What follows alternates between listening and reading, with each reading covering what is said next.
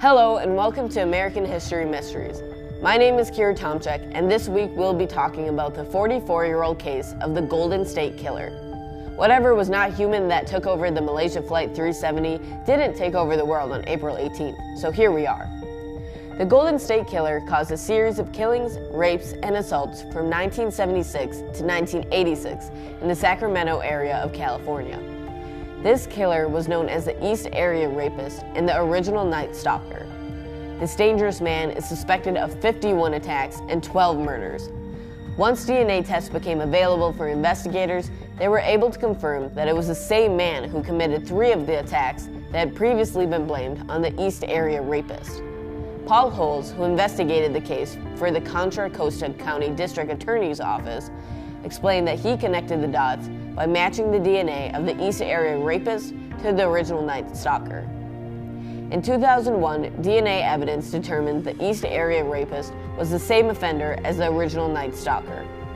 Investigators have searched for the sadistic criminal for 40 years, and with recent evidence suggesting he may still be alive, in 2016, the FBI Sacramento announced a national campaign and $50,000 reward to identify the perpetrator.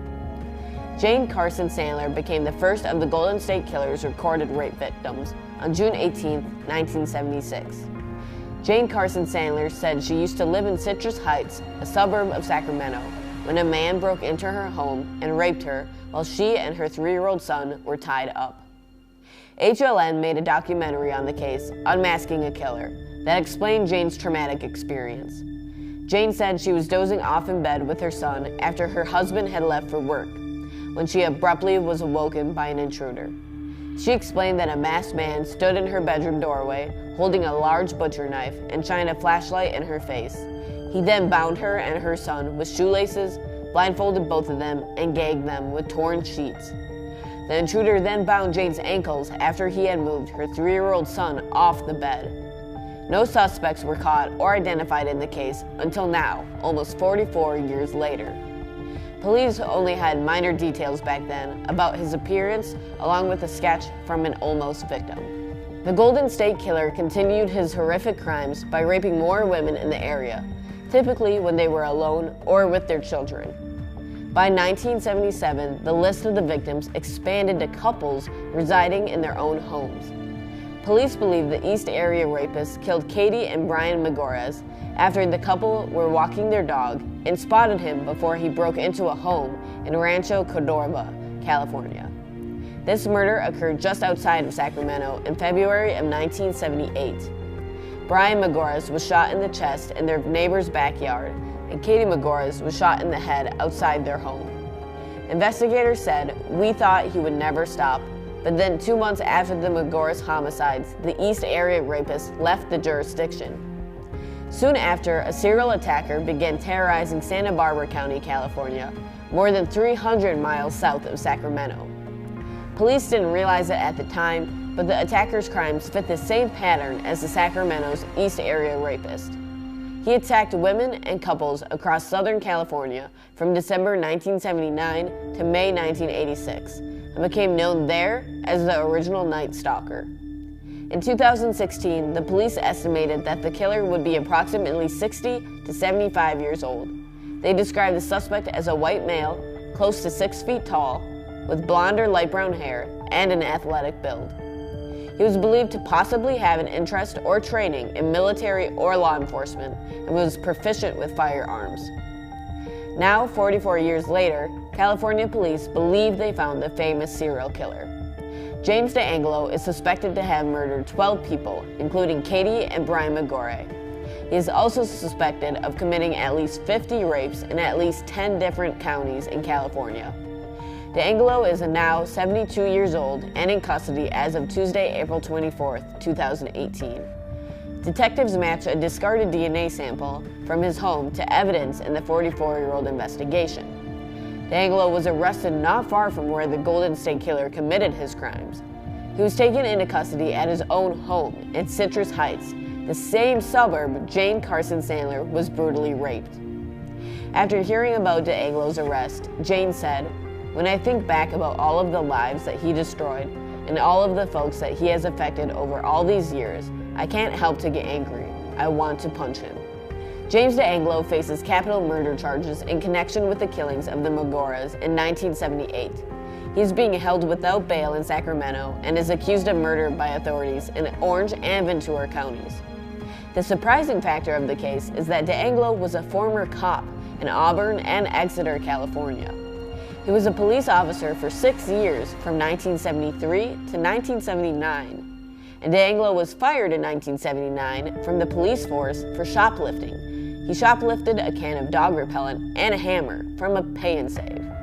Sacramento County Sheriff Scott Jones said it's very possible he was committing these crimes during the time he was employed as a police officer, and obviously we'll be looking into whether it was actually on the job.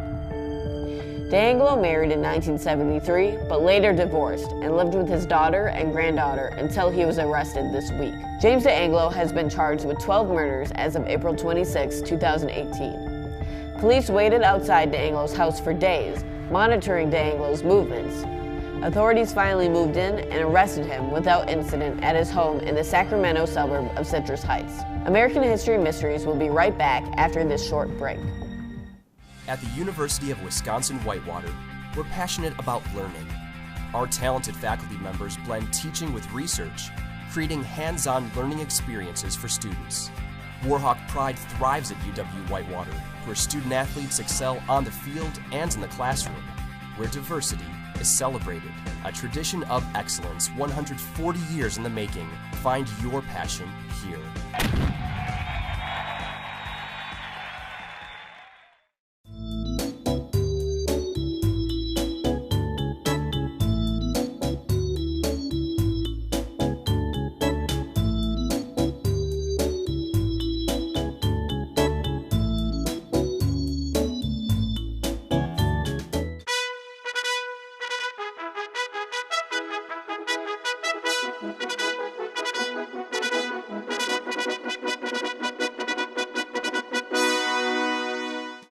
Impact is an LGBT organization here on campus.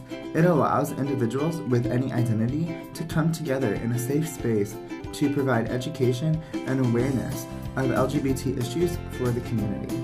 Some campus events that Impact hosts are the Second Chance Dance, Coming Out Day, and the Drag Show. For more information, stop by the Pride Center located in the Warhawk Connection Center in the UC, or visit our Facebook or Instagram pages for more information or our meeting times.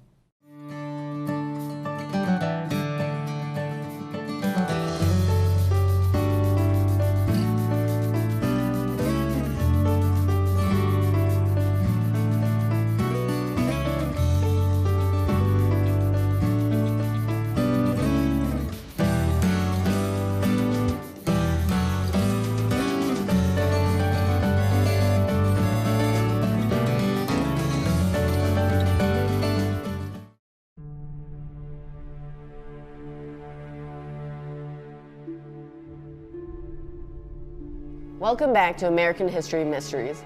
This week we're talking about the 44-year-old unsolved case of the Golden State Killer that went on a murder and assault spree from 1976 to 1986. The case has recently been broken, with James DeAngelo as the prime suspect. The Golden State Killer, believed to be James DeAngelo, targeted middle-class single-story homes with park and freeway ramp access, where he could monitor his prey ahead of time. The attacker had a pattern of using or carrying guns, ice picks, knives, and flashlights. The way he tied his victims was also a telltale sign that it was the Golden State Killer. Another nickname for the murderer was Diamond Knot Killer, for his frequent tying of his victims. He tied them up, ransacked their house, take mementos and jewelry, licenses, and food, would even drink beer from the victim's kitchen.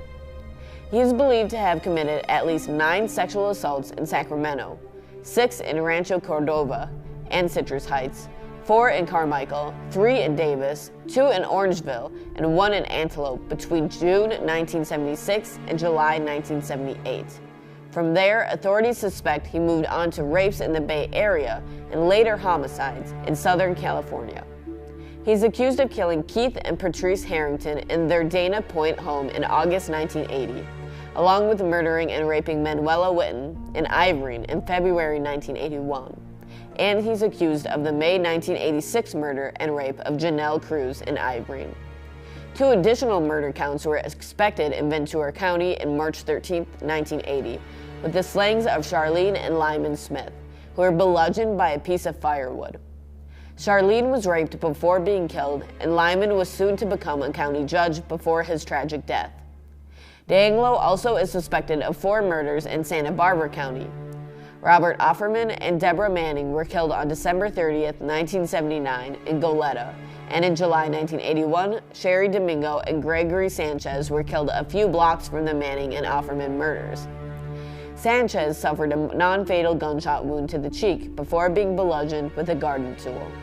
Domingo was raped before being killed, and the suspect of all these murders is James DeAngelo. James DeAngelo was born in Bath, New York, but grew up in Sacramento.